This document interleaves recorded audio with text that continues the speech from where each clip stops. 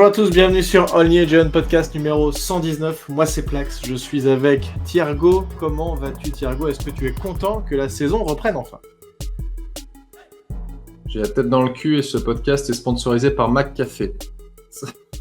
Mais t'as été te chercher un café chez McDo? Alors, il faut savoir que j'ai un McDo, littéralement l'immeuble à côté du mien. En fait, j'ai pas vu utiliser la machine à café chez moi parce qu'il est 6h30 et qu'elle fait un boucan pas possible. Donc, c'était pour pas réveiller les autres dans la maison. Donc, voilà. C'est Mais pour sinon, ça que oui, tu m'as dit je vais chercher un McDo, en fait, un café. Content. Il me dit je vais chercher un café, puis il met 20 minutes. Je dis mais qu'est-ce qu'il fout le gars? Ça met autant de temps que ça à faire un café? Non, en fait c'est parce qu'il était chez McDo. Et tu sais que j'ai fait mieux quand j'étais étudiant. J'étais à Strasbourg et c'était dans mon bâtiment juste en dessous, il y avait un McDo. Et dès que j'ouvrais les fenêtres, ça sentait le McDo dans tout l'appart avec mes colocs. Et du coup, ça nous a sauvé plus d'une fois de pouvoir faire des petits McDo le dimanche quand on n'avait plus rien à bouffer. C'était quand même pas mal. Bref, ce podcast n'est pas sponsorisé par McDonald's, donc on va parler d'autre chose. Avant qu'on se lance, j'ai pas. Je vais attends. J'ai fait n'importe quoi. Je ne me suis pas préparé. Je vais partager mon écran et je te laisse parler, Thiergo. Voilà, de notre Patreon. On va commencer par ça. Est-ce que tu peux nous expliquer comment on peut soutenir le podcast, le Twitter et tout ce qu'on fait avec Giants France? Est-ce que tu peux nous expliquer un peu ce Patreon?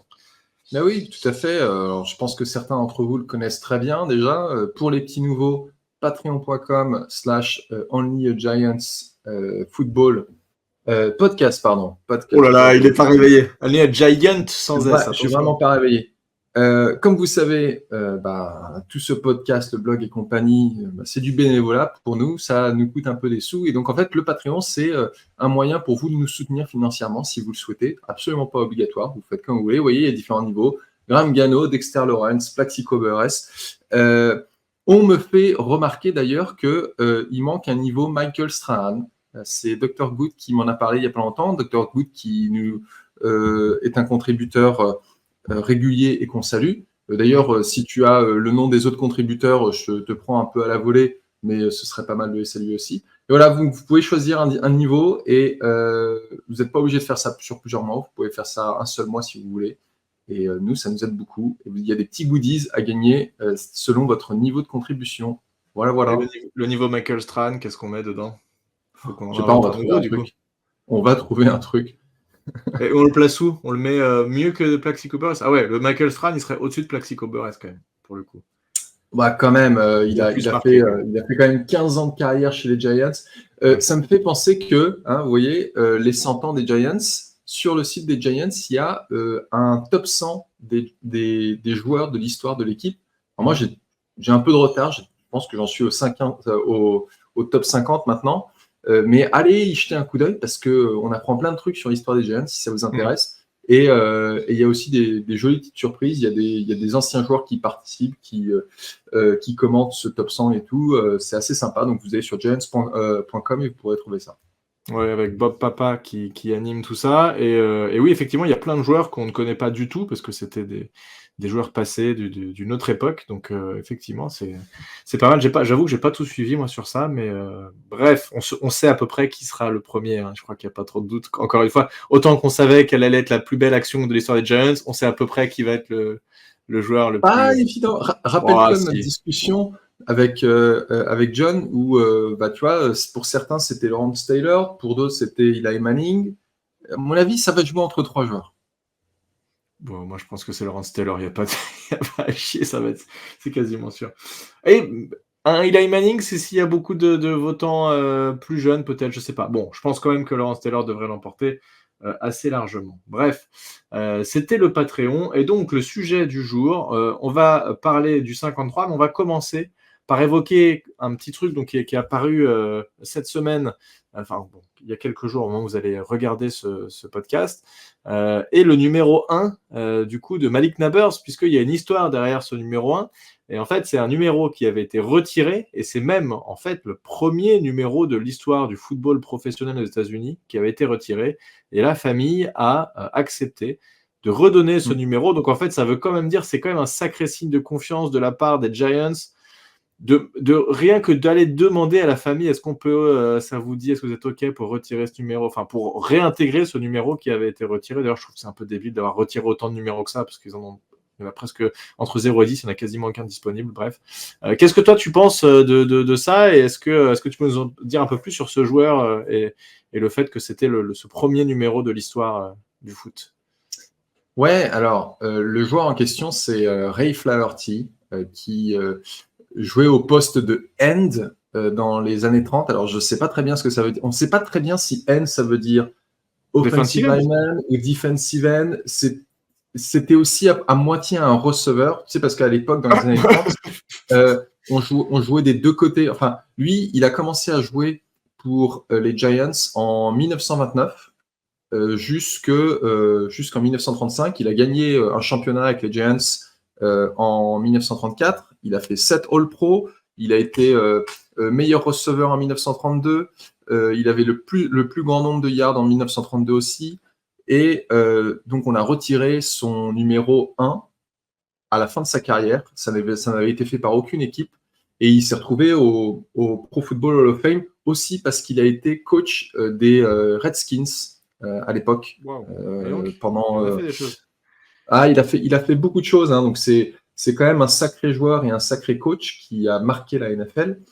Et comme tu dis, il y a quand même déjà pas mal de numéros qui ont été retirés dans l'histoire des Giants. Donc, on commence un peu à manquer de trucs. Et je trouve que c'est assez symbolique de la part de l'équipe et de la famille de se dire, bah voilà, on a un joueur hors norme qui vient d'arriver dans l'équipe, qui va certainement faire des grandes choses. En tout cas, c'est ce qu'on espère de Malik Nabers. Et donc, 90 ans plus tard, on remet ce numéro en circulation. Il n'est pas remis en circulation pour n'importe qui, il est remis en circulation pour un choix de premier tour. Et d'ailleurs, on a posé la question à Malik Nabers, je lui ai dit, est-ce que le numéro 1 a une signification particulière pour lui? Alors, ce qui est intéressant, c'est qu'il a dit, non, pas vraiment, mais je suis super reconnaissant que la famille Flaherty m'ait donné cette autorisation, ouais. Et je veux être à la hauteur de ce numéro. Non, et puis, oui, exactement. Et puis, c'est quand même. Bon, alors, c'est aussi pour les 100 ans, donc c'est quelque chose d'un peu symbolique aussi. Ça n'arrive pas à n'importe quel moment. C'est pas pour n'importe quel joueur. Ma question, c'est est-ce que ça va être remis en circulation définitivement? C'est-à-dire que Malik Nabers, dans 10 ans, il arrête. Est-ce que le numéro 1 peut être récupéré par quelqu'un d'autre? Ou est-ce que c'est juste temporaire pour Nabers et après, on réintègre dans les numéros retirés?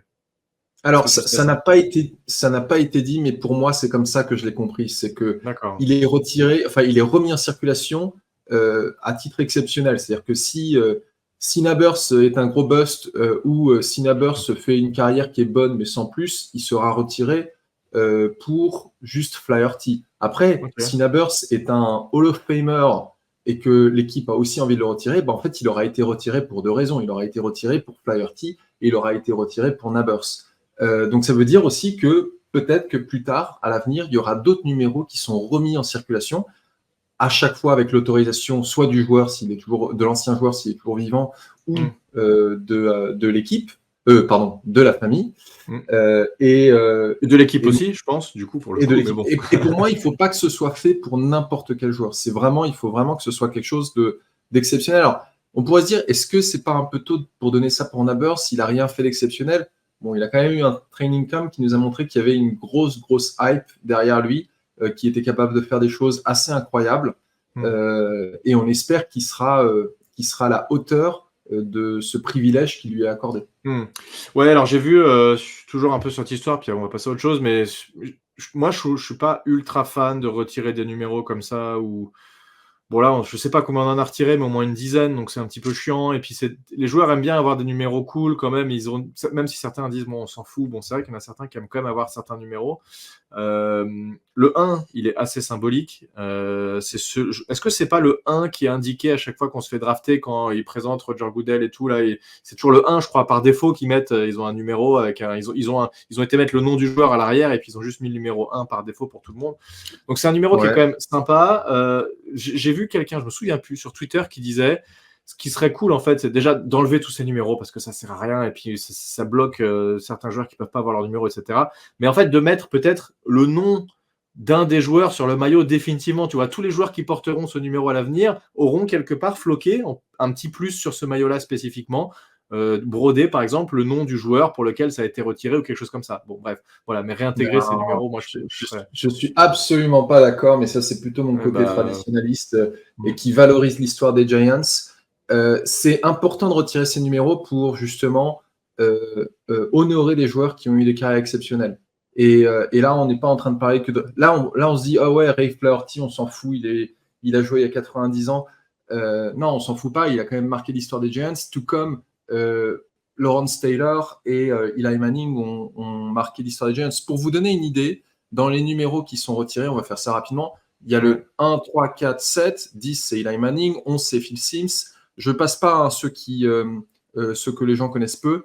Le 14, 16 c'est Frank Gifford, 32, 40, 42... Mais regarde déjà, entre 1 et 20, t'en as dit au moins 8. 56 c'est Lawrence Taylor et 92 c'est Michael Strahan. Et oui, en effet, tu as des numéros qui sont retirés. Alors, bien entendu, tu ne veux pas avoir les 100 numéros qui sont retirés, mais c'est pas retiré n'importe comment. Je trouve que c'est quand même bien choisi. Et puis, cette possibilité, en fait, de le remettre en circulation, ça sacralise, en fait, un numéro quelque part. Et puis, alors, moi, personnellement, je trouve ça débile d'avoir un receveur avec un numéro 1. Un receveur, c'est pas numéro 1. Ouais, mais c'est à la mode. Ça a changé. Arrête tes traditions de... Non, ouais, il y a 40 ans, ils n'avaient pas ça, les receveurs. Un receveur, c'est de 10 à 19 ou de 80 à 80. Bah, plus maintenant. C'est fini. Il n'y a pas de point barre, Thiago. Ça n'existe plus, ça, c'est fini. Il y a même des numéros 0. Parce que, donc, en fait, un numéro 1, c'est pas un numéro de receveur. C'est clair que si on avait voulu être traditionnaliste à fond, on l'aurait laissé à Ray Flaherty. Mais très bien, cet honneur est fait à Mike Nabers. Maintenant, il faut qu'il nous montre... que c'est comme le numéro 0, mais le numéro 0, c'est... Ah, je savais que ça te plairait pas. Oh là là là là là, le vieux jeu. On joue pas au basket, on joue au football américain. Vous savez pourquoi est-ce que il y a des numéros particuliers qui sont attribués à des postes particuliers? Toi, tu le sais parce que tu as joué. Il y avait des numéros éligibles, mais il y a peut-être aussi d'autres raisons, j'imagine. La principale raison, c'est que au début des années 30, tu sais, c'était une grosse mêlée, c'était un peu difficile de savoir qui était dans la mêlée, qui était receveur. Donc, c'était surtout pour distinguer les linemen, donc les offensive linemen et les defensive linemen. Et puis, à partir de là, on s'est dit, il y a une catégorie, tel joueur, ça va être de 1 à 19 pour les kickers et les quarterbacks, etc., etc. Tu vois, mais c'est comme au rugby. Au rugby, c'est pas n'importe qui porte le 15. Tu vas pas mettre un avant qui porte le 15. Ça a une signification. Ouais. Moi, je suis pas de ton avis. Ça. Non, mais je comprends l'intérêt, effectivement, de ces numéros. Maintenant, il y a le côté stylé, le côté que c'est devenu des vêtements de rue aussi, et que porter des numéros, voilà, ça aussi... Voilà, il y a tout un style qui va derrière, et ça a pris le dessus sur ce côté de cette importance, vraiment. Alors, il y a toujours ces numéros éligibles et non éligibles, ça n'a pas changé. Mais après, c'est vrai que je suis d'accord sur la lisibilité, quand tu as été habitué à te dire... de voir certains numéros à certains postes, quand tu vois un joueur qui fait une réception qui est numéro 2, 3, tu n'es pas habitué à ça. Alors en NCAA, ils le sont plus que nous. En NFL, c'est vrai qu'on n'est pas habitué. Maintenant, on va s'y faire. Et je trouve ça cool. M'acheter un maillot de Nabers avec un 1, franchement, je trouve que c'est plutôt sympa, quoi. Je me demande un truc quand même, parce qu'il faut savoir que Nabers, son numéro, c'était le 8 en université, et qu'il est arrivé chez les Giants, le 8 était déjà pris par Daniel Jones. Maintenant, imagine que Daniel Jones n'est plus chez Giants la saison prochaine. À ton avis, il fait quoi, Nabers? Il peut changer. Ouais. Il n'y a pas de problème. Ouais.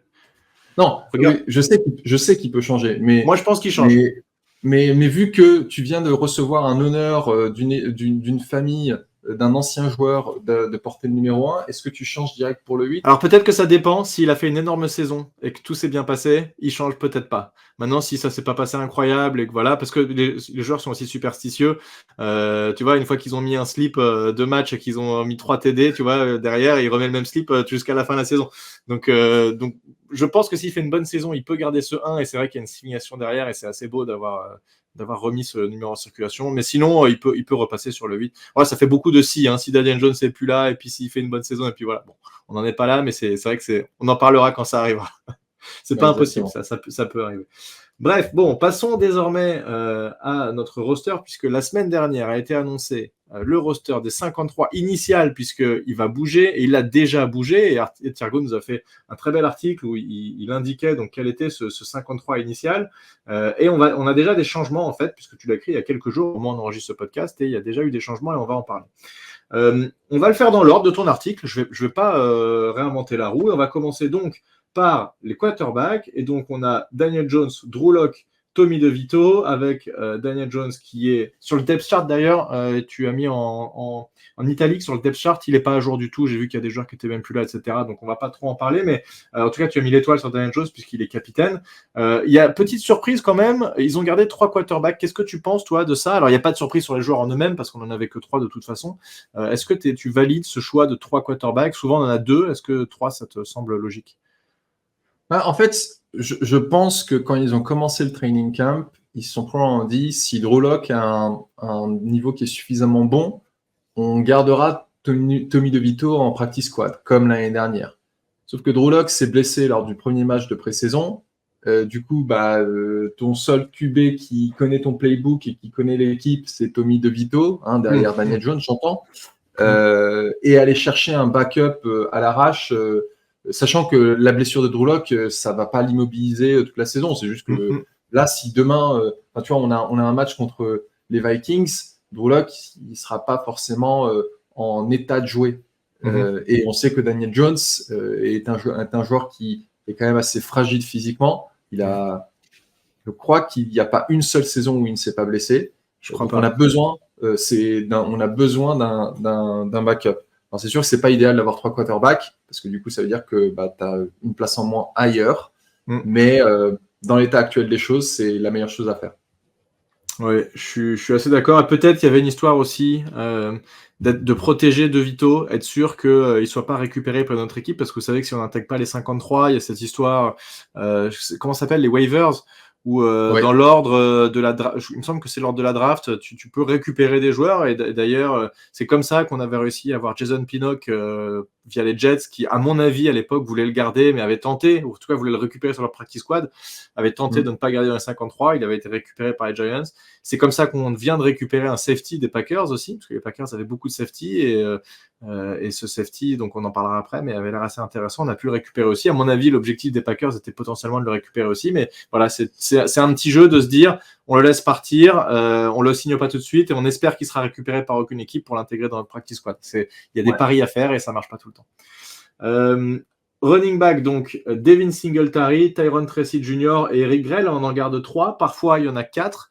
Il y a le fullback, j'ai plus son nom, qui était passé à la trappe Jacob et qu'on a pu Johnson. récupérer. Voilà, exactement, Jacob Johnson, merci. Qui est revenu. Fullback, c'est assez rare. Il y a des équipes qui le font. Les 49ers ont un fullback, par exemple, mais c'est vrai que c'est pas le poste dont on entend le plus parler dans les dernières années en NFL. Là aussi, pas trop de surprises, je crois. Il y avait Turbo Miller, là, qui est un joueur extrêmement rapide, qu'on pouvait potentiellement compter dans ces joueurs-là, et qui finalement on l'a récupéré en practice squad. Pas de grosse surprise non plus. A priori, notre titulaire sera Devin Singletary. C'est des choses qu'on attendait un petit peu là-dessus aussi. Ouais, en effet, je pense que running back fait partie en fait de ces escouades qui auraient mérité d'avoir un joueur en plus, et parce qu'on a 3 quarterbacks, il faut couper. Après, la place d'un fullback maintenant en NFL, comme tu dis, c'est d'intérêt vraiment que si tu te reposes entièrement ou en grande partie sur ton running game. C'est pas tellement notre cas. On a un jeu de passe qui peut être assez bien développé. Maintenant, si on regarde les joueurs en eux-mêmes qui ont été choisis, c'est logique, tu vas forcément garder le joueur que tu viens de signer, tu vas forcément garder le joueur que tu viens de drafter. Et Eric Gray, il a fait une belle prestation contre les Lions. Et donc, on s'est dit... Il a été drafté il n'y a pas longtemps, Eric Gray. Il a été drafté en 2023. Il y a 2 ans. Donc, il y a encore des choses à faire. Et c'est un joueur qui peut être intéressant pour l'attaque de Kafka. Ouais, et je fais une parenthèse parce que tu as dit quelque chose qui m'intéresse, c'est que tu dis il vient d'être drafté, donc on le garde, machin, c'est vrai. Mais pour autant, si je dis pas de bêtises, on a déjà cuté des joueurs draftés il y a 2 ans, typiquement Darian Beavers qui a déjà été cuté alors qu'il avait été drafté par Joe Shane. Et ce que je trouve intéressant là-dedans, c'est que il arrive à accepter assez facilement qu'un joueur n'est pas au niveau et il le garde pas forcément, même si c'est lui qui l'a drafté, il va pas se dire je vais le garder coûte que coûte. Et ça, je trouve que c'est Ouais, plutôt encourageant parce que parfois tu peux t'entêter avec des joueurs, tu te dis bah non, mais c'est moi qui l'ai drafté, je veux vous prouver qu'il vaut le coup, etc. Et tu gardes des joueurs qui n'ont pas le niveau. Là, c'est pas le cas a priori. Quand ça se passe mal, bon bah il dit au revoir et puis on passe à autre chose. ouais, alors il y a une petite astérisque en effet quand je dis il a été drafté, donc forcément il est gardé parce que Tyrone Tracy, il a été On est drafté drafté au cette 5e année pour le tour. coup.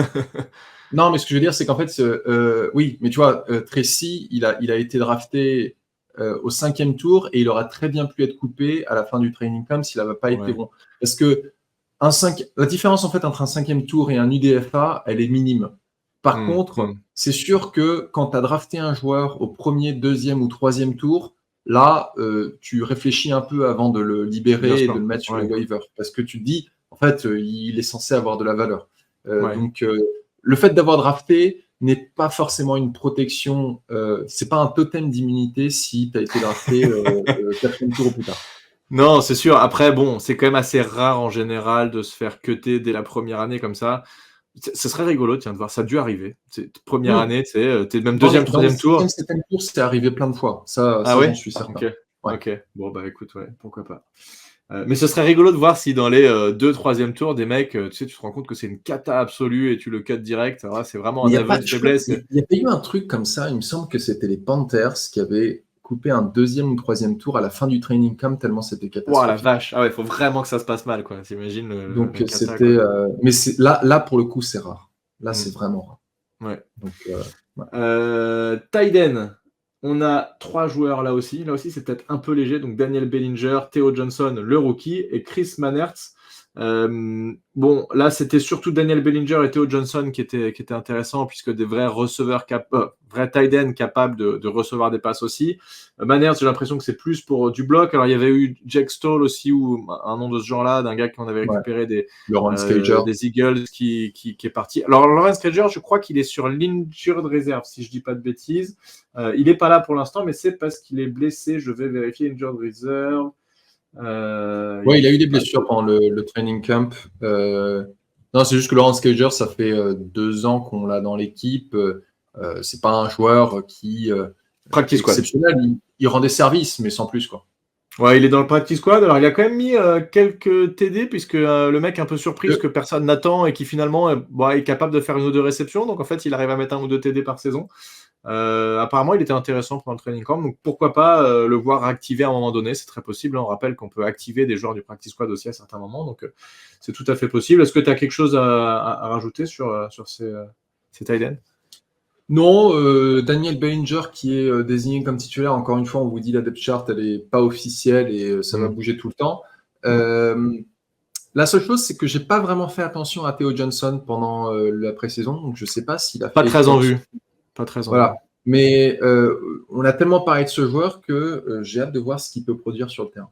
Ouais, j'ai l'impression que pour l'instant c'est un petit peu décevant, mais bon, on va pas parler trop vite, c'était que la pré-saison, donc on va voir vraiment comment ils le font jouer et quel rôle il va apporter sur les matchs.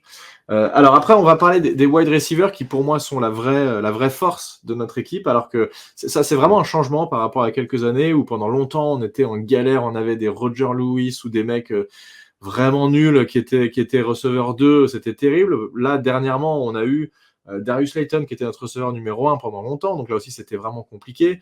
Là, on a vraiment maintenant, depuis 2 ans, j'ai l'impression, c'est monté en force et ça a été vraiment un des gros objectifs de Joe Shane. Donc on a 6 receveurs, là aussi peut-être que ça aurait pu être plus, souvent on en a 7, ça arrive. Malik Nabers, donc le rookie, on en a parlé, Darius Layton, Wandale Robinson, Jalin Hyatt, là c'est à peu près le 4, le quatuor qu'on va retrouver le plus et qui sont donc 4 joueurs de quand même très bon niveau. Et derrière, on a Bryce Ford-Wheaton qui, je crois, était un rookie l'an dernier, peut-être UDFA l'an dernier, je ne suis plus sûr à 100%. Et Gunnar Olszewski, c'est lui le returner, hein, si je ne dis pas de bêtises, c'est le receveur returner. Exactement. Qui est potentiellement un peu blessé. J'ai entendu des choses, on n'est pas trop sûr sur lui. Sur le 4 titulaire, aucun doute. Le reste, on savait pas trop. Il y a eu des histoires avec Isaiah Hodgins notamment. On l'a laissé partir, puis finalement on l'a re-signé. Voilà. Isaiah Hodgins, typiquement, c'est un joueur qui aurait pu être récupéré par une équipe et qui finalement va rester chez nous. Donc c'est tant mieux, il est dans le practice squad. Là non plus, j'ai l'impression qu'il n'y a pas d'énormes surprises sur ces joueurs-là et c'était plutôt attendu quand même. Ouais, alors 6 receveurs, donc du coup sur ces 6 receveurs, tu en as 3 qui ont été maintenant draftés par Joe Shane, hein, comme quoi il a passé beaucoup de capital dans ce poste-là. Ouais. Malik Neighbors étant celui qui a été drafté le plus haut au premier tour. Les deux autres, c'est Wan'Dale Robinson et Jalin Hyatt. Donc moi, quand je regarde cette escouade de receveurs, je me dis, wow, il y a de la vitesse, quoi. Il y a de la vitesse parce que Jalin Hyatt, on sait qu'il a de la vitesse dans la profondeur. Wan'Dale Robinson, c'est le petit gars qui est capable de te faire louper un ou deux défenseurs et prendre beaucoup de yards. Donc, il va être plus sur des bubble screens, des trucs comme ça. Et Darius Slayton, même si c'est pas le plus athlétique. Donc, Darius Slayton n'a pas été drafté, hein, par contre. Si, il a été drafté, mais pas par Joe Shane. Slayton, même s'il a pas une vitesse exceptionnelle, c'est un peu le receveur que les défenses oublient. Et puis, 3-4 fois par an, il va te faire une réception de malade derrière tout le monde parce qu'on a oublié que Darius Slayton, mine de rien, était relativement bon. Moi, je suis assez emballé par cette escouade qui a beaucoup de vitesse. Et puis, surtout, voir Malik Neighbors maintenant, qui nous a fait une pré-saison de malade, avec aussi un très bon training camp. J'ai envie de le voir contre des gros receveurs. Il faut noter aussi que pendant la semaine d'entraînement contre les Jets, il y a Aaron Rodgers et il me semble aussi Sauce Gardner qui ont parlé de Neighbors en disant ouais, il est impressionnant.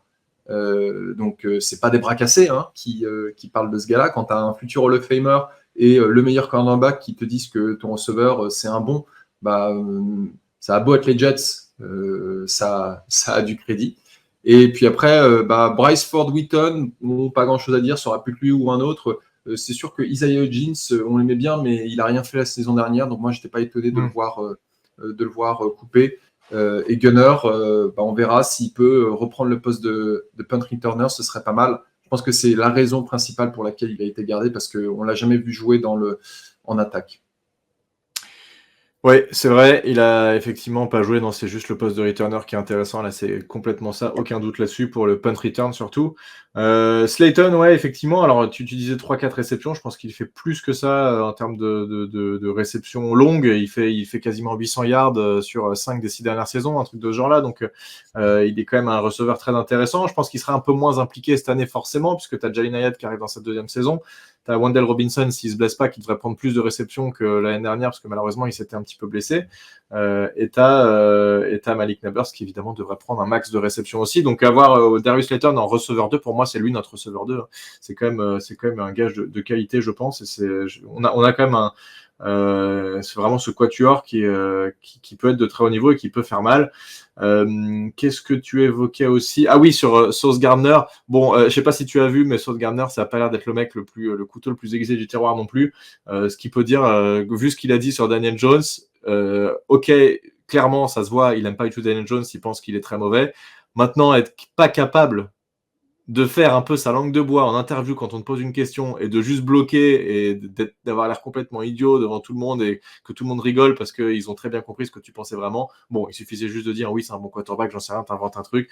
Exactement ce que savait faire Eli Manning quand il a répondu à toutes les questions de toute sa carrière, faire la langue de bois de A à Z tout le temps, mais être le bon joueur bien gentil. Exactement ce que fait Daniel Jones aussi, il va jamais cracher sur personne.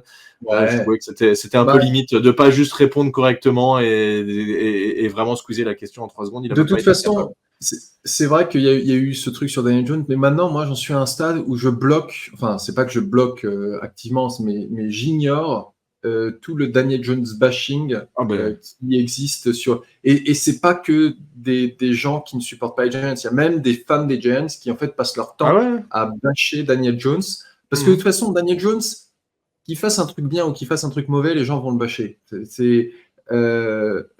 Et on a eu le même traitement sur Eli Manning pendant des années. Alors, je ne dis pas que Daniel Jones c'est Eli Manning, il a encore beaucoup de choses à prouver, ça on est tous conscients. Mais au bout d'un moment, Tu vois, ça me fait penser à... il y a eu ce truc-là des ratings Madden, où tu voyais que les Giants étaient la dernière équipe Oui, et très loin en de plus, Madden, genre vraiment loin. mais de tout le monde. Et en fait, tu peux être sûr que c'est parce que Daniel Jones a une note qui est beaucoup moins bonne que d'autres QB. De toute façon, personne n'a pu encadrer Daniel Jones depuis le moment où il s'est fait drafter. Hein. C'est clair. Rappelons-nous qu'il s'était fait drafter. Ah, c'est un buzz. À la limite qu'on pense qu'il était drafté plus haut que ce qu'il aurait été mérité, c'est une chose. Mais dire que dès le départ que c'est un buzz avant qu'il ait foutu un pied sur le terrain, c'était... Donc maintenant, voilà, que Sauce Gardner n'ait pas de choses gentilles à dire sur Jones, je préfère me concentrer sur le positif qu'il a à dire sur Nabers en tout cas. Ouais, non, mais c'était même pas le but qu'ils disent quelque chose de gentil, c'est juste qu'ils disent quelque chose de neutre et il n'a pas été capable de le faire. En tout cas, Daniel Jones on sera très vite fixé puisque c'est la saison décisive pour lui, on l'a rappelé plusieurs fois. Avec ce corps de receveur, il a plus tellement d'excuses et aussi même avec une ligne offensive qui a l'air d'être bien améliorée, donc ça fait une transition. On allait en parler, ça fait une très bonne transition. Donc sur cette ligne offensive qui, sur les titulaires, a l'air meilleure, sur les remplaçants, a l'air de quand même manquer de profondeur. Alors on va lire les titulaires, mais qu'il a par rapport à l'article, je ferai un tout petit changement. Donc Andrew Thomas à gauche, John Runyan Jr. garde gauche, John Michael Schmitz, le joueur de deuxième année en centre. Et c'est là où il y avait Aaron Stinney et c'était effectivement ça dans les depth charts. Moi, je pense que ça va plutôt être Von Roten, qui est arrivé des Raiders, qui va jouer en garde droit, avec Jermaine Eluemunor en tackle droit. À mon avis, ça va plutôt être comme ça. Et après, il nous reste Josh Ezeudu, Evan Neal, Jake Kubas. Et par contre, là, il y a eu un changement, c'est que Austin Schlottmann, malheureusement, est blessé. Donc, il est sur Injured Reserve. Et je ne sais pas s'il a été remplacé par quelqu'un ou non. Je n'ai pas vérifié. En tout cas, lui, pour l'instant, il est sur Injured Reserve, malheureusement.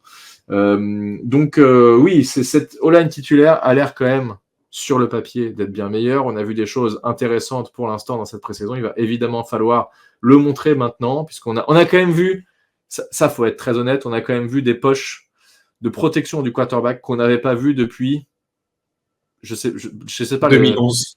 J'allais dire dernier Super Bowl avec McKenzie à l'époque et tout même ça. 2011, la ligne offensive n'était pas aussi bonne que 2007. Mais c'est clair que... Donc on allait dire 2007. Allez, 2007. Non, faut peut-être pas aller remonter aussi loin, mais je veux dire, ça fait quand même des années que chez les Giants,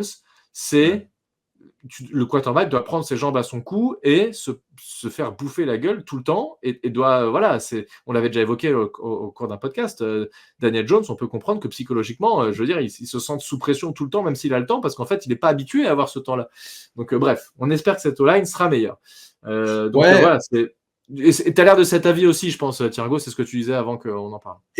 Et tout le monde a remarqué ça, hein, que ce soit les fans en France, les beat-writers aux États-Unis. Tout le monde a dit c'est dingue, cette ligne offensive a l'air d'être d'offrir une véritable poche de protection à Daniel Jones. Le côté run block, on va pas tellement en parler parce qu'il n'y a jamais eu trop de problèmes de ce côté-là. Mais là, alors, est-ce que c'est juste un effet pré-saison où on se dit ouais, faut pas s'emballer, ça on aura la réponse très rapidement. Mais c'est sûr que il n'y a jamais eu autant d'optimisme à la fin du mois d'août par rapport aux saisons précédentes. L'effet Carmen Bricillo, est-ce qu'il se fait déjà ressentir ?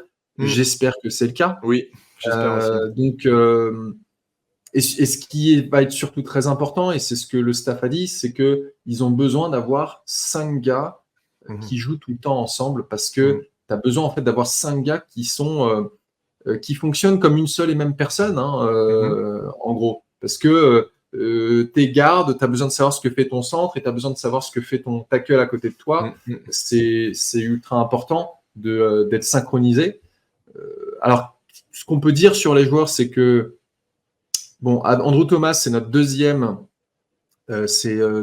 capitaine offensif. Mais à part ça, le reste de la ligne, à part John Michael Schmitz, c'est que des nouveaux joueurs. Et on n'a même pas Evan Neal. Alors, il y a déjà des joueurs des commentateurs qui ont demandé à Brian Daboll, du coup, est-ce que vous allez essayer Evan Neal ? Tu as vu sa réponse de Brian Daboll ? Evan Neal en garde, tu veux dire. Est-ce que vous allez essayer Evan Neal comme garde ? Et Brian Daboll qui fait, non, on a assez de garde. Oui, mais en fait, ça n'explique pas pourquoi est-ce que Evan Neal n'est toujours pas titulaire alors qu'il a été drafté dans le top 10 de la draft. Pardon pour cette répétition. Mais Ouais, Evan Neal, on l'a vu jouer contre les Jets, c'était assez catastrophique, je dois dire. Alors, pas sur le. Pas sur le run block, où là, il est plutôt bon. Il a mis quelques pancakes, etc. Et c'est vraiment là où je le trouve plutôt intéressant, c'est vrai. Maintenant, sur le pass block, il y a toujours eu des ratés. Et contre l'équipe 2 ou 3 des Jets, il se fait bouffer. Donc, ça fait un peu flipper. Alors, il a eu des bonnes reps, évidemment. Et de toute façon, tu auras toujours des bonnes reps. Tu vas pas te prendre un sac à chaque action. Mais bon, c'est vrai que c'est pas du tout le niveau qu'on attend. Alors, espérons que Brice Hilo, si c'est vraiment un magicien, il arrivera à en faire quelque chose. Hein. Au moins que le gars devienne remplaçant, tu vois. Mais qu'on n'en fasse pas un joueur qu'on lâche dans 1 an ou 2 et qu'il arrive à se reconstruire ailleurs. Là, ce serait vraiment terrible, quoi. Ouais, ce serait dommage. Ce serait dommage. Mais et aussi par rapport à ce que tu as dit sur le fait que Daniel Jones n'a jamais été habitué à avoir une vraie poche. Ça m'a rappelé ce qu'on avait déjà dit précédemment, c'est que Brian Daboll a vraiment limité, voire complètement limité les 7-on-7, donc c'est-à-dire les exercices attaque contre défense sans ligne offensive et sans pass rush. Parce que le but pour le staff, c'était de mettre Daniel Jones et d'habituer Daniel Jones à une situation où il sent le rush et aussi donner du temps à la ligne offensive de travailler ensemble. Alors, on a vu pendant la pré-saison des moments où en fait le rush est arrivé à Daniel Jones et il nous a fait de la merde complète là, avec son interception voilà, dans nos 20 yards. On espère que ça. Dans nos 5 yards, tu veux dire? Ouais, c'est clair. C'était assez moche. On parlait de Daniel Jones bashing il y a 2 secondes, mais là, quand tu vois un truc comme ça, tu te dis bon, on comprend qu'il y a un truc. Ah bah là, il donne le bâton pour se faire battre, là, c'est clair. mais encore une fois, pour rejoindre ce que tu as dit tout à l'heure, c'est une saison critique pour Daniel Jones, non seulement parce qu'il a une escouade de receveurs très talentueuse, mais il a aussi une ligne offensive qui est en bien meilleur état. Si même avec tout ça, si on a une ligne offensive qui est au moins correcte pendant toute la saison et un bon corps de receveur, mais que Daniel Jones n'est pas capable de nous sortir une bonne saison, bon, c'est fini pour lui, quoi.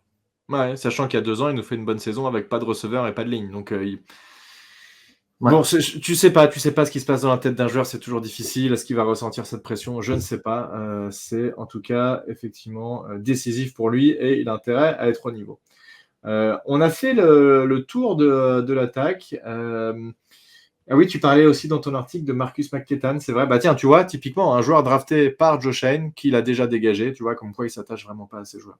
Ouais, mais 5e tour, donc c'est plus facile. Bien sûr, évidemment. Mais quand même, tu pourrais te dire, j'essaye au maximum de les garder, mais voilà. Donc ça, moi, je trouve que c'est quand même un point positif pour Joe Shane. Enfin, bon. Ce qui aurait été encore mieux, c'est qu'il draft un bon joueur. Mais c'était un gros défaut de Jerry Reese. Je ne sais pas si tu te rappelles de Sinoris Moss. Oui, je me souviens tout à fait de ce joueur. J'ai quelques cartes. Le receveur, le petit frère de Santana Moss qui jouait pour les Redskins. Ouais. Et Sinoris Moss n'avait pas le talent de Santana, malheureusement. Et Jerry Reese, pas uniquement pour lui, je me rappelle aussi pour Clint Team et pour Travis Beckham. On avait ces joueurs, Ramses Barden aussi, ces joueurs qui ne faisaient rien et qui. Ah, il était pas mauvais au début. Barden? Ouais, au tout début, il était pas mal, je crois, il me semble, les 2 premières saisons. Mais ce que je veux dire, c'est qu'en fait, Jerry Reese, en tant que general manager, avait cette tendance à s'entêter sur un joueur qu'il avait drafté, quel que soit le niveau, en disant non, je le garde jusqu'à ce qu'il produise quelque chose. Bon, tu as envie de dire, au bout de la 3e, 4e saison, c'est bon, quoi, on a compris. Ça, moi, je suis toujours derrière les joueurs qu'on draft en espérant le meilleur d'eux. J'étais l'un des plus grands fans d'Evan Engram, de cette ligue. Et puis en fait, au bout de 3 ans, j'en avais marre, donc je voulais qu'une chose, c'est de. Et je déteste Evan Engram aujourd'hui. Et maintenant, il est bon. Ouais, ça ne marchait pas chez nous, manifestement. Non, ça ne marchait pas. Mais voilà, c'est comme tu dis, Joe Shane n'a pas de difficulté à reconnaître ses erreurs, et c'est ce qu'on attend d'un general manager. Tout à fait. On passe sur la defensive line avec Dexter Lawrence, capitaine, Rakim Nunes, Roches, Nacho, qui devrait être aussi numéro 2 dans l'intérieur de la ligne défensive en tout cas. Elijah Chatman, c'était la bonne surprise, donc avec ce joueur qui avait rattrapé un running back alors que c'est un joueur de ligne défensive qui fait 2 fois le poids du running back, donc c'était assez impressionnant. Jordan Riley qui avait été drafté il y a l'année dernière, je crois, je me souviens plus à 100%, et DJ Davidson. Voilà, donc bon, c'est peut-être là pour le coup, je dirais que ça manque un peu de profondeur. Il faut espérer que Chapman soit vraiment au niveau, parce que sinon, j'ai l'impression que Dexter Lawrence va devoir se prendre ses 90% de snap à un moment donné si ça fonctionne pas, et il va peut-être jouer un peu trop et c'est pas forcément très bon. Tu as envie d'avoir un peu de rotation dans cette D-line. Ouais, alors la rotation, enfin déjà l'année dernière, Dexter Lawrence, j'ai pas les chiffres sous les yeux, avait eu une réduction des snaps qui était assez importante. C'est sûr que depuis le départ de Leonard Williams, on a un numéro 2 qui est un peu moins bon, hein, parce que Rochas Nunes, bon, il fait des bons trucs, hein, mine de rien, mais c'est pas du niveau de Williams. Non, puis on avait un joueur l'an dernier qu'on a laissé partir, je me souviens plus qui c'est, qui était très bon et qu'on n'a pas pu re-signer malheureusement. Qui était numéro 2 pour le coup. J'ai oublié son nom. Désolé. Je t'ai coupé pour rien dire. Qui tu fais un autre joueur qui était très bon et je m'en souviendrai à un moment donné. Bon, c'est pas grave. Mais Chapman, moi, je m'attends surtout à ce qu'il à ce qu'il se fasse utiliser sur les special teams, parce qu'il est petit pour un defensive lineman. Je crois qu'il ne fait qu'1m82 ou 1m83, ça veut dire ma taille. Ça me fait toujours marrer, c'est quand tu dis « Ah, il est petit », et en fait, c'est juste que tous les autres joueurs sont des monstres absolus.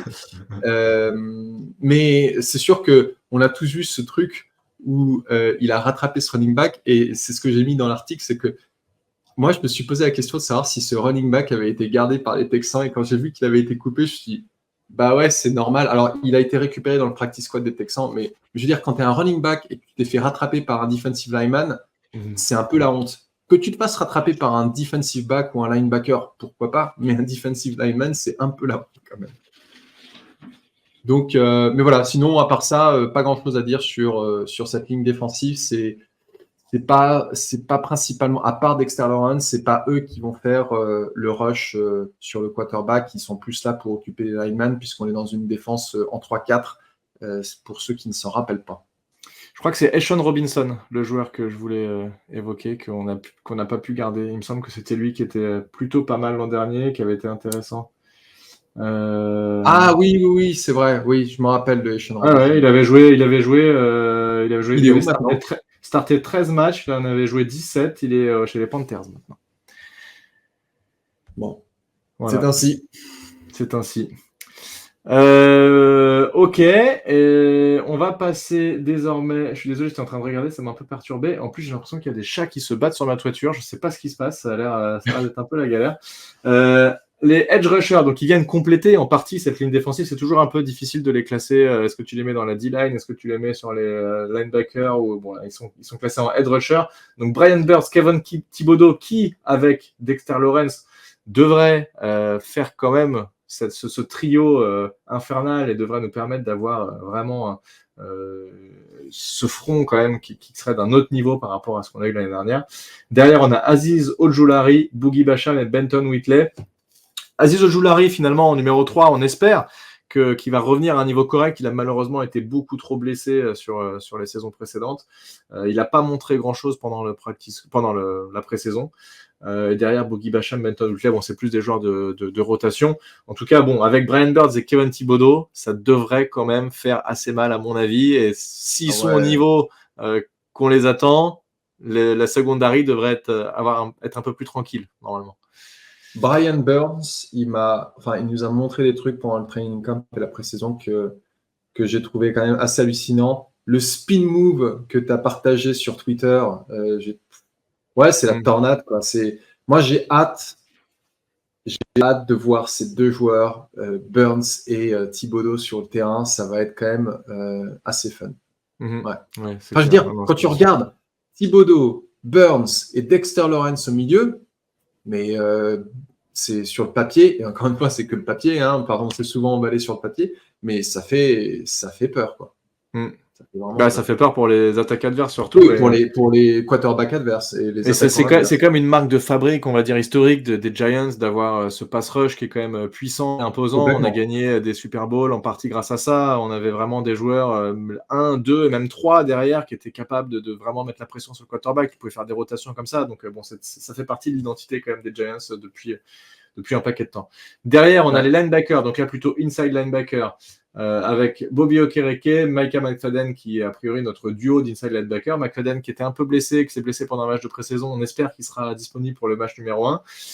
Derrière, on a Muasau, qui est le rookie.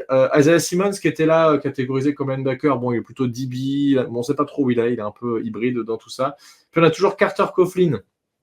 Lui, il est là depuis un paquet de temps et c'est son jeu surtout en special teams qui est intéressant parce qu'il joue quasiment pas sinon dans le jeu classique. Et Deontay Johnson qui malheureusement est blessé et qui a été remplacé par... Tu as le nom, pardon ? Non, j'ai pas le nom de qui a remplacé Curtis Bolton. C'est Curtis Bolton qu'on a récupéré, je crois, des Packers. Ouais. Okay. Moi ce duo de linebacker, je le trouve très intéressant. On sait que Bobby Okereke a été vraiment très bon l'année dernière. Je me souviens qu'un ou deux matchs, on s'est dit, oh là là, c'est pas ouf. Et puis derrière, il a été incroyable. Il a joué 100% des snaps. C'est vraiment un vrai capitaine de notre défense. Micah McFadden, qui a fait certains matchs incroyables, d'autres où il a été bon. Il lit vite, il attaque vite le gap. Malheureusement, il rate un peu trop de plaquage. S'il corrige ça, ce duo-là peut vraiment être intéressant. Ouais, non. Et c'est exactement ce que j'allais dire sur McFadden. C'est un joueur qui a un potentiel énorme, mais qui loupe un peu trop de plaquage. Donc, on espère qu'il a pu améliorer ça. Me fait absolument aucun souci sur Okereke. Et puis, pour ce qui est de Simmons, on sait déjà qu'il aura un rôle hybride dans les nickel package. Donc, les packages, généralement, il y a 3 DB, enfin 3 cornerbacks, pardon, parce que c'est un linebacker très léger qui a pratiquement le physique et les capacités d'un defensive back. Donc, content de le voir. Je ne sais pas ce qu'on peut attendre du rookie. Moi, je ne vais pas en attendre grand-chose. Et puis, Carter Coughlin, comme tu l'as dit, c'est un special teamer. Je trouve que souvent, les gens n'attachent pas beaucoup d'importance aux special teams. Mais quand tu as trouvé un joueur qui est fiable et qui est capable de produire régulièrement sur les special teams, il faut le garder, et c'est le cas de Carter Coughlin, c'est ce qui lui permet d'avoir sa place dans son équipe, dans cette équipe, et je sais pas, il est là depuis 7 ans au moins, ça fait une éternité. Je sais pas, c'est une bonne question, faut regarder. Moi j'aurais dit 5 ou 6, non ? Je sais pas, ça fait quand même longtemps. Attends, on va regarder ça tout de suite, mais Coughlin, j'ai l'impression qu'il est là depuis très longtemps. Ça fait 5 ans, bien joué. Donc, il a été choisi en 2020, donc là, c'est sa 5e saison. Mais il fait clairement sa carrière sur le special team. Enfin, je veux dire, ça, c'est un exemple parfait de mec, s'ils n'étaient pas bons en special teams, il serait dans aucune équipe à l'heure actuelle. Donc, et surtout que la moyenne en NFL, pour tout joueur confondu, de longueur de carrière, c'est 3 ans. Donc, c'est déjà difficile d'aller en NFL.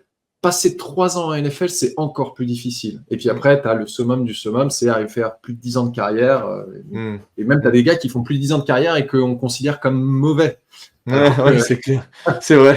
Et nous, on se fout de leur gueule, on les insulte alors qu'on est comme des gros lards devant notre télé à manger des McDo. Et incroyable. Qui sont les gens qui font ça ? Franchement, c'est honteux. Les cornerbacks, Deontay Banks, Cordell Flott, Drew Phillips, le rookie, Nick McLeod, Trey Hawkins. Là, on les connaît bien parce qu'on a souvent parlé d'eux. C'est quand même un sujet assez récurrent. On l'a dit déjà, il nous manque potentiellement un cornerback 2 et Cordell Flott. Moi, ça ne me rassure pas trop de l'avoir en cornerback 2. On a vu, alors peut-être que tu dormais, mais est-ce que tu as vu la news que Adoree Jackson était effectivement en discussion avec les Giants ? Alors, je ne sais pas quoi en penser d'Adoree Jackson, puisque il n'a pas trouvé d'équipe. Est-ce que ça veut dire qu'il n'est pas... Il n'a pas été au niveau l'an dernier, oui, mais au moins il connaît le système. Non, il ne connaît pas le système parce qu'on a changé de coordinateur, donc ce que je dis ne convient pas. Il connaît l'équipe, en tout cas. L'équipe sait ce qu'elle peut attendre de lui. Je ne sais pas, un salaire décent, moi je pense que c'est OK, Adoree Jackson. Il ne faut pas le payer 10 millions, ça c'est sûr. Si c'est le prix, je pense que ça ne vaut pas le coup. Est-ce que c'est l'assurance tout risque ? Non. Est-ce que ça va augmenter le niveau de ce qu'on vient de citer là ? Je pense que oui, quand même. Ouais, alors Adoree Jackson, ce qu'on disait la dernière fois, c'est s'il n'a toujours pas d'équipe, il y a peut-être une raison, dans le sens il n'est pas au niveau ou il n'est pas en bonne forme, etc. Mais il ne faut pas aussi oublier que pour des vétérans, c'est pas non plus anormal de ne pas se presser de trouver une équipe, quand ils ont un certain niveau, je veux dire, parce que Adoree Jackson, tu peux être sûr qu'il y a beaucoup d'équipes qui l'ont contacté pour des petits salaires et il s'est dit non mais en fait je vais pas aller jouer pour 2 millions parce que franchement je vaux mieux que ça. Alors c'est sûr qu'il vaut plus 10 millions non plus. Ce sera intéressant si on décide de le garder parce que forcément, on a une escouade qui est un peu légère.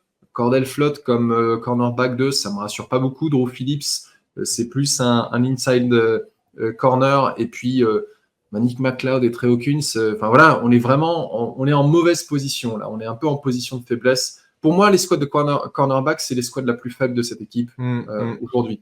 Donc, Adoree Jackson, si on devait le récupérer, je verrais bien un contrat du style, il a genre 3-4 millions de salaire et il peut gagner plus selon le nombre de snaps qu'il fait dans l'équipe. Ça, c'est assez... Les incentives. Voilà, c'est assez commun d'avoir des primes pour des joueurs comme ça. En tout cas, ce serait un contrat d'un an. Je ne verrais pas plus qu'un an sur. Ah oui, c'est du year to year. Mais comme tu l'as dit, il connaît peut-être pas le système défensif de notre nouveau coordinateur, mais il connaît bien le DB coach qui est toujours en place, il connaît les équipiers et tout, donc je m'attends à une transition quand même assez facile s'il devait rejoindre l'équipe. Je suis d'accord. Et après, il y a Deontay Banks aussi, on l'évoque pas, mais il est monté un peu en puissance l'année dernière. A priori, il a été un petit peu en deçà pendant le training camp. En même temps, il a été opposé à Malik Nabers pendant assez longtemps, donc c'était peut-être pas facile non plus de devoir garder ce mec-là tout le temps. Il va falloir qu'il soit au niveau, parce que c'est quand même notre premier tour de draft de l'année dernière. Et ça va être très important que ce mec-là soit au niveau. S'il l'est pas, la secondary, ça va être catastrophique. Donc on va voir. On espère que sa progression sera constante.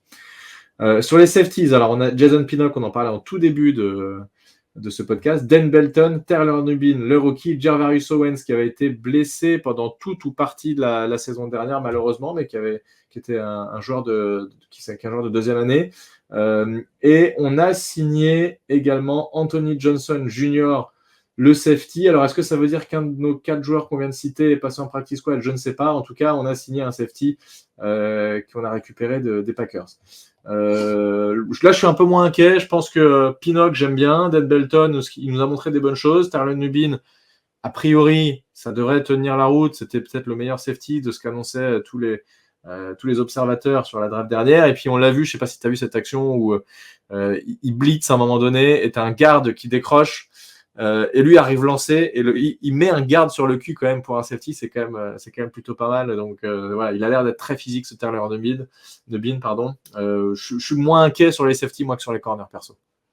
Ouais, je suis comme toi. Comme j'ai mis dans l'article, vraiment rien à signaler de ce côté-là. On a une escouade on n'a pas de top dog comme Xavier McKinney la saison précédente. Mais ça ne veut pas dire que Jason Pinnock et Dan Belton ne sont pas capables de tenir le poste, bien au contraire. On verra si Tyler Nubin ou Bermond, comment est-ce qu'il est utilisé et s'il décroche le poste de titulaire. Donc, pas trop d'inquiétude sur le poste de safety. Ok, et Special Teams pour terminer. Donc, on a Graham Gano qui revient de blessure. On rappelle, il a été blessé énormément l'an dernier. On a perdu des matchs parce qu'il a joué blessé, qu'il a frappé 2 ou 3 field goals, qu'il a raté parce qu'il était blessé. C'était contre les Jets, ouais, c'était terrible. Ah c'est comme ça qu'on a perdu contre cette équipe. Je me souvenais plus quel était le scénario. Effectivement, il en loupe au moins 2 avant qu'on se rende compte qu'il est plus capable de les frapper et que voilà. Bref, donc on va voir, on va espérer qu'il soit revenu au meilleur niveau, mais j'imagine qu'ils ont pu tester suffisamment pour le garder. Jenny Gillan, punter, là c'était pas une surprise, mais c'est un mec qui a été vachement inconstant l'an dernier, qui est capable de te balancer des menaces qui atterrissent sur la lune et qui est capable de te rater complètement un punt qui va faire 15 yards.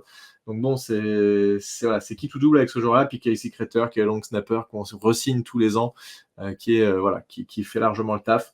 Est-ce que tu as des inquiétudes ou pas par rapport à ce punter et ce kicker? J'ai l'impression qu'ils peuvent être capables de tout. C'est pas non plus l'assurance tout risque là aussi tout le temps, en tout cas pour le punter. Et écoute, pour Gillan, c'est sûr que le manque de régularité est une inquiétude. Mais c'est pas non plus catastrophique. On espère que ça s'améliore. Pas d'inquiétude par rapport à Gano. À mon avis, il a dû avoir suffisamment de temps pour se remettre de blessure. Tout ce que j'espère, c'est qu'en fait, on refasse pas la même erreur que la saison dernière, que s'il se blesse, on force pas le coup et qu'on aille chercher une solution rapidement. Ça a été un peu le défilé des kickers la saison dernière. On n'a pas eu de chance. C'est des choses qui arrivent. Puis Crater, c'est une valeur sûre. On n'entend pas souvent parler des long snappers, mais c'est justement comme ça qu'on sait qu'on a un bon long snapper, c'est qu'on n'entend pas parler, ça veut dire qu'il fait son boulot.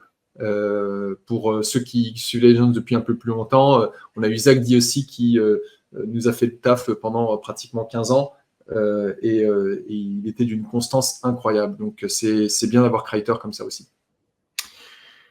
Exactement. Et donc, on arrive à la fin de ce 53, donc qui devrait peut-être encore un peu évoluer. Peut-être que Adoree Jackson serait potentiellement la dernière pierre qui devrait peut-être faire bouger un petit peu les choses. Est-ce que tu as d'autres choses à rajouter? Parce que je suis en train de regarder un petit peu là, les reserves injured.